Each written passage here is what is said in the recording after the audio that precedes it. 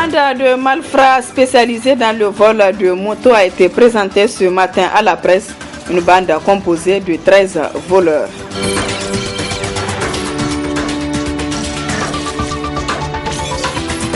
Une caravane de la compagnie Orange Niger a sillonné plusieurs quartiers de la capitale pour être plus proche de ses clients.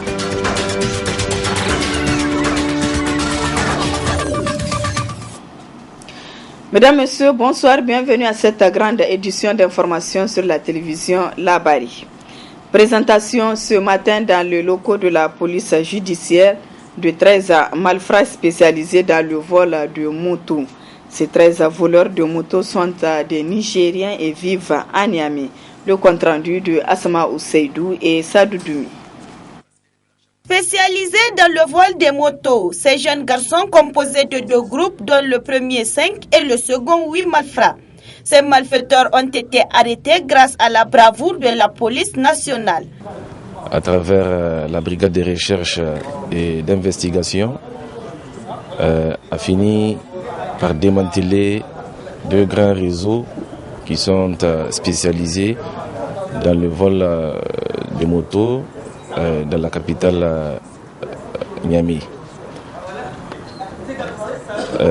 Après cette interpellation, nous avons pu récupérer pas moins de 18 motos.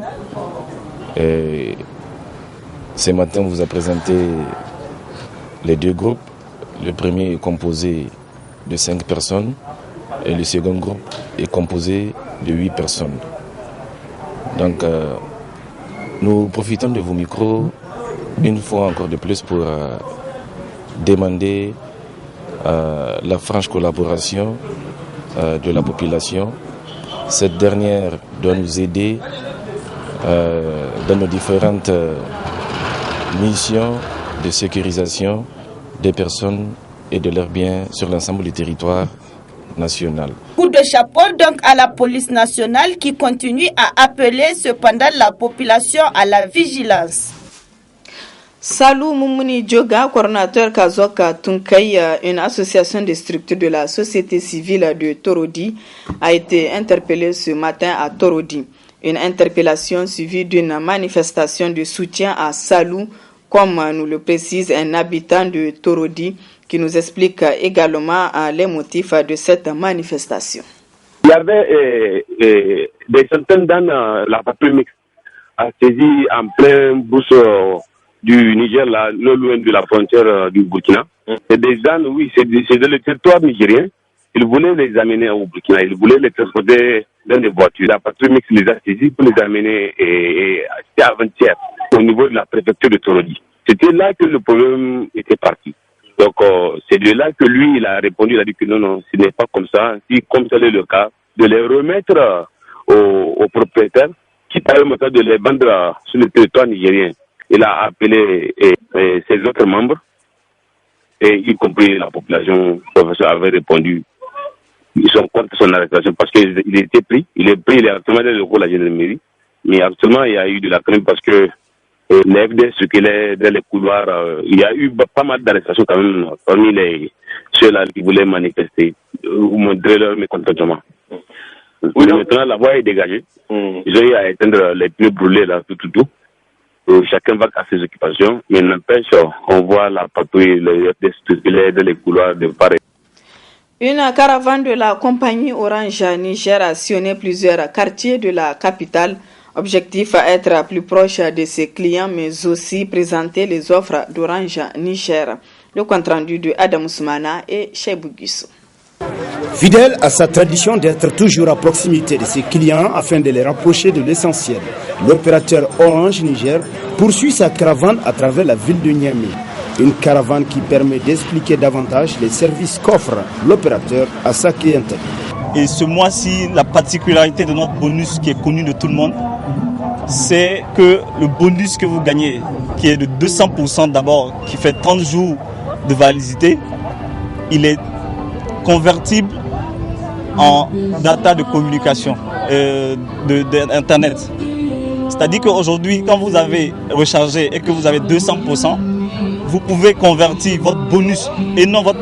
C'est-à-dire le compte principal, vous l'avez, Et le bonus qui dans le temps vous l'utilisez juste pour passer des appels vers Orange, aujourd'hui ce bonus-là, vous pouvez le transférer en crédit data. C'est-à-dire comment faire pour le transférer en crédit data. Vous faites dièse 122 dièse, vous suivez l'étape 3 et après vous avez deux choix. Soit convertir 100 mégas ou bien convertir 200 mégas. Et les 100 mégas vous reviennent à 500 francs sur le compte bonus et les 200 mégas vous reviennent à 1000 francs sur le compte bonus. Une nouveauté dans les services d'Orange Niger vivement saluée par les clients qui réitèrent leur confiance à cet opérateur. J'apprécie beaucoup les offres d'Orange Niger et surtout avec Orange, la connexion aux réseaux sociaux est de bonne qualité.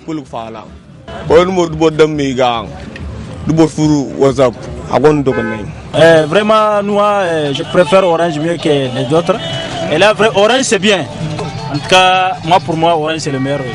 J'aime Orange parce qu'avec ses facilités, avec toutes ses connexions, tout est bon. Ainsi, grâce à ces services de qualité inégalable, Orange Niger gagne de plus en plus le cœur des Nigériens.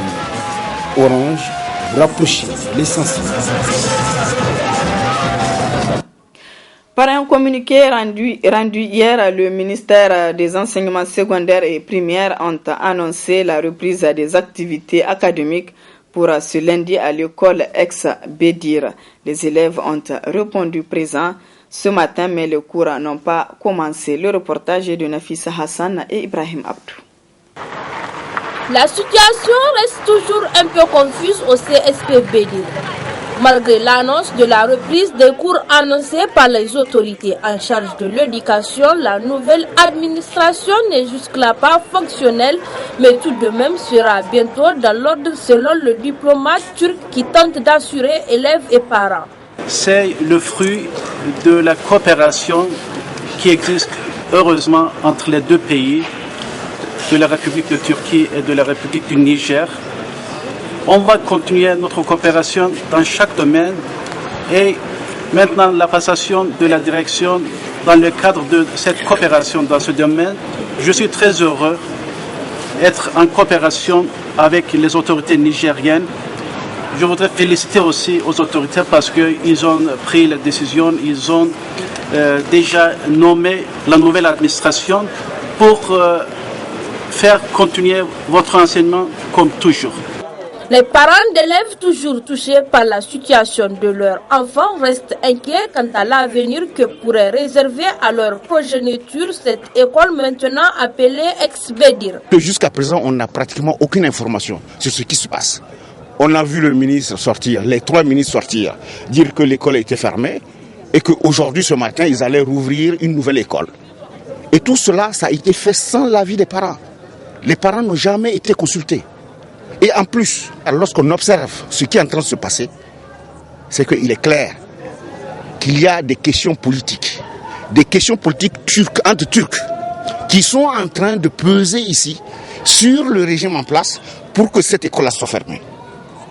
Et je peux vous dire que les informations qui sont à notre disposition prouvent que les nouveaux responsables de cette école-là ne seront pas à même de pérenniser cette école. Parce que c'est ridicule que des gens qui ne sont même pas capables de gérer leur système public d'éducation puissent venir pérenniser une école privée. Ainsi, ce complexe scolaire privé reconnu pour ses brillants résultats à tous les examens nationaux et aussi pour la qualité de l'enseignement est plongé maintenant dans le doute avec cette nouvelle administration à l'endroit de laquelle élèves et parents d'élèves attendent beaucoup. Certains enseignants restent aussi inquiets de la situation actuelle de cette école. Certains d'entre eux n'ont pas en effet répondu à l'appel de leur nouvelle administration. Ils disent ne pas avoir confiance au traitement qui leur sera réservé et à la gestion qui en sera faite. On écoute un des enseignants de l'ex-Bédir, Sunna Umoru. Les autorités ont demandé à ce que tous les enseignants se présentent et que les cours reprennent normalement. Mais je n'ai pas répondu à cet appel parce que moi, en tant qu'enseignant, j'ai un contrat avec les CSP Bédir. Donc, les nouveaux dirigeants de cette école, et je ne sais pas quelle est vraiment leur intention et qu'est-ce qu'ils veulent faire de l'école Bédir, parce que pour moi l'école c'est toujours l'école Bédir. Ça veut dire que je n'ai pas confiance, parce que comme vous-même vous avez eu à le suivre, ce qui se passe, c'est vraiment une grande injustice. On prend l'école, on donne vraiment à un nouveau preneur, donc les autres qui sont là, et on nous appelle d'un seul coup maintenant de venir et de reprendre la craie. On nous a dit vous aurez une augmentation des salaires, vous aurez une prise en charge de 100%. C'est ce qu'on nous a dit, mais il n'y a aucun enseignant qui a eu à signer quelque chose là-dessus. Nous sommes dans un pays de droit et surtout j'ai confiance à la justice nigérienne. L'affaire là est entre les mains de l'avocat de l'école, comme vous le savez, et donc nous attendons la suite. Et je le répète, je n'ai rien contre l'autorité nigérienne, rien contre les autorités en charge de l'éducation. Nous sommes dans un pays de droit et nous avons confiance à la justice. C'est donc à une nouvelle société dénommée Fondation Marifa que la gestion de cette école est confiée à la demande des autorités turques dans le cadre de la coopération entre les deux pays. Cette nouvelle société aura à travailler avec les responsables nommés par les autorités nigériennes. Les anciens responsables nigériens dénoncent une violation de procédure par les autorités en charge de l'éducation qui ont procédé au défonçage et à l'ouverture de 10 établissements fermés par l'ancienne direction générale. On écoute le proviseur de l'ex-Bédir qui a animé un point de presse cet après-midi. Aussitôt après l'audience qui leur a été accordée, le chef de la délégation, M. Hassan Yavouz, a annoncé sur le net que le complexe scolaire appartenant à la société Bédir aurait été cédé à la Fondation Marif suite à une lettre et un message privé que le président turc aurait adressé à son Excellence, Monsieur le Président de la République du Niger. Les documents sont là, on va vous les fournir. Et la publication est toujours là sur leur page Twitter. Vous pouvez les consulter, vous êtes journaliste. Face à ce coup de force orchestré sous l'œil bienveillant des autorités en charge de l'éducation, la requérante a introduit le même jour un recours hiérarchique à son Excellence, Monsieur le Premier ministre d'État, aux fins d'annulation des 10 arrêtés, raison des irrégularités substantielles qui ont émaillé la procédure, de la violation manifeste des lois de la République et des attentes inadmissibles portées aux droits individuels de celle-ci. La justice étant le dernier rempart contre l'arbitraire de l'administration, a été saisie afin de procéder à l'annulation des 10 arrêtés.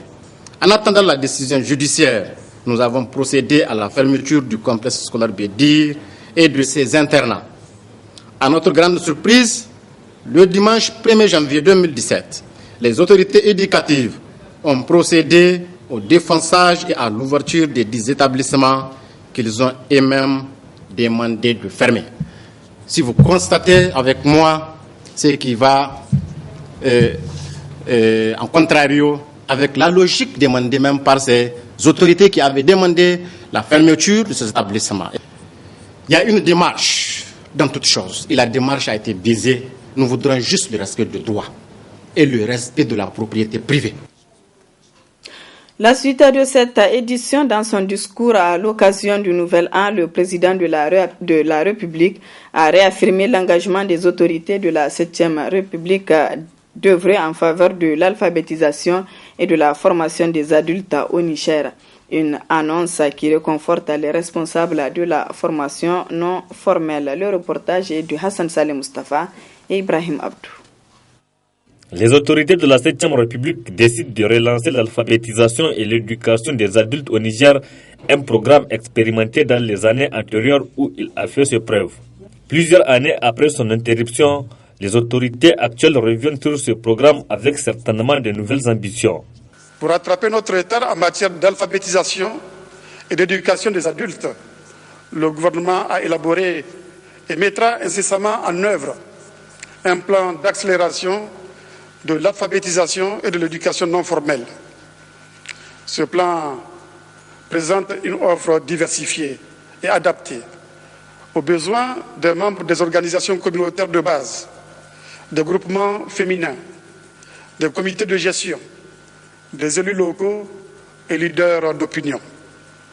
L'objectif visé est d'enrôler rapidement plusieurs centaines de milliers d'adultes et d'adolescents non scolarisés et déscolarisés précoces grâce à une utilisation rationnelle des personnels de l'alphabétisation, mais aussi par le recours aux appelés du service civique, aux retraités et aux enseignants en activité. Une annonce saluée par les acteurs de cet important programme de développement. Je suis vraiment ravie et je me dis que ça ne doit pas rester au simple discours. Ça doit être une action spontanée et on doit instruire les personnalités qui ont la charge de ce secteur pour que les gens, en tout cas, fassent de cet engagement une réalité. Nous sommes dans une réforme et nous ne sommes pas exclus de cette réforme. On doit compter avec nous. Et moi, je vous dirais que sincèrement, si on demande mon avis, je dirais que c'est prioritaire. Parce que les parents qui ne sont pas alphabétisés ne vont pas amener leurs enfants à l'école. Et on vit la situation aujourd'hui. Donc l'alphabétisation doit être prioritaire.